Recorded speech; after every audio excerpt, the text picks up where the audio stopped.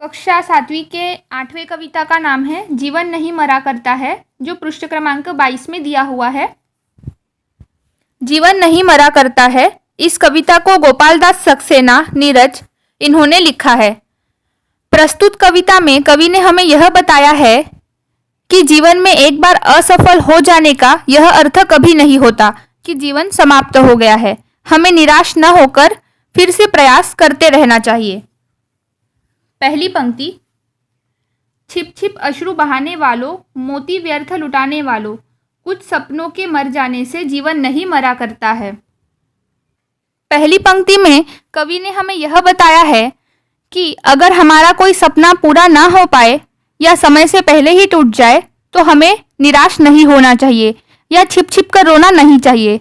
आंसू जैसे मोतियों को व्यर्थ नहीं बहाना चाहिए, क्योंकि कुछ सपने यदि पूरे नहीं हो सके तो इसका मतलब यह नहीं है कि जीवन समाप्त हो गया है।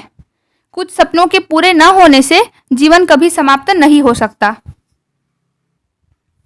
दूसरी पंक्ति, माला बिखर गई तो क्या है, खुद ही हल हो गई समस्या, आंसू गर नीलाम हुए तो समझो पूरी हुई तपस्या, रूठे दिवस मनाने वालों, फटी कमीज सिलाने वालों, कुछ दीपों के बुझ जाने से आंगन नहीं मरा करता है।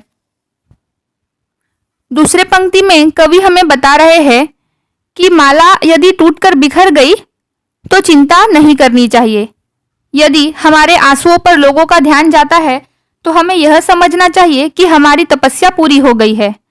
परिस्थितियों से हारकर रूठकर बैठ जाना समस्या का हल नहीं होता। यदि कमीज फटी हुई है तो हमें उसे सिलाना पड़ता है, ना कि उसे फेंका जाता है। हमें यह हमेशा ध्यान रखना चाहिए कि आंगन में जलते दीपों में से कुछ यदि बुझ जाए तो बाकी दीप आंगन में अपना प्रकाश फैलाते रहते हैं। अगली पंक्ति, खोता कुछ भी नहीं यहाँ पर, केवल जिल्द बदलती पोथी, जैसे रात उतार चांदनी, पहने सुबह धूप की धोती, वस्त्र बदलकर आने वालों, चाल बदलकर जाने वालों, चंद खिलौनों के खो जाने से बचपन नहीं मरा करता है। इस पंक्ति में कवि ने बताया है कि इस दुनिया में कुछ भी समाप्त नहीं होता है, केवल उसका रूप बदलता रहता है। रात के बाद दिन का आना ऐसा लगता है जैसे रात ने चांदनी रूपी वस्त्र उतारकर धूप रूपी वस्त्र पहन लिए हो।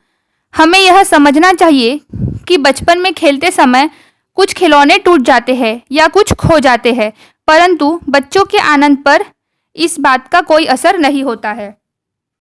अगली पंक्ति, कितनी बार गगरिया फूटी, शिकन न पर आई पनघट पर, कितनी बार कश्तियाँ डूबी, चहल पहल वही है तट पर, तम की उम्र बढ़ाने वालों, लौ की आयु घटाने वालों, लाख करे पतझड़ कोशिश पर उपवन नहीं मरा करता है। इस पंक्ति में कवि बताते हैं कि पनघट पर पानी भरने वालों का हमेशा आना जाना लगा रहता है। जाने कितनी गगरिया वहां आए दिन टूटती रहती है, परंतु पनघट उनका कभी शोक नहीं मनाता। वहां की चहल पहल पर कोई फर्क नहीं पड़ता। निराशवादी दृष्टिकोण रखने से मन हमेशा अंधेरे में रहता है और आशा रूपी प्रकाश की लौ आयु भी कम हो जाती है। पतझड़ आता है तब उपवन के पुष्प पत्ते सब झड़ जाते हैं, लेकिन वसंत के आते ही सभी वृक्ष नए कोमल पत्तों से लद जाते हैं। पतझड़ की लाख कोशिशों के बाद भी उपवन हमेशा हरा भरा रहता है। अगली पंक्ति, लूट लिया माली ने उपवन, लूटी न लेकिन गंध फूल की, तूफानों ने छेड़ा पर खिड़की बंद न हुई धूल की, नफरत गले लगाने वालों, सब पर धूल उड़ाने वालों, कुछ मुखड़ों की नाराजी से दर्पण नहीं मरा करता है।